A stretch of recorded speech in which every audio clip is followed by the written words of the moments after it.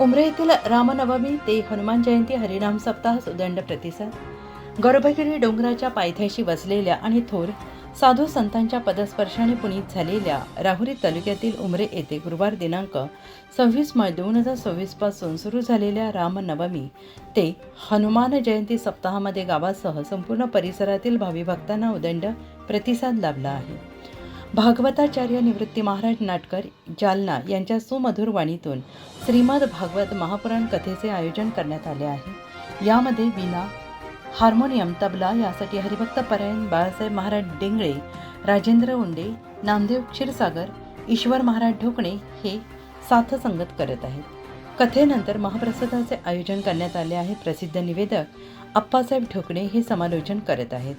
या धार्मिक सोहळ्यामुळे परिसराला प्रति पंढरपूरचे स्वरूप प्राप्त झाले आहे.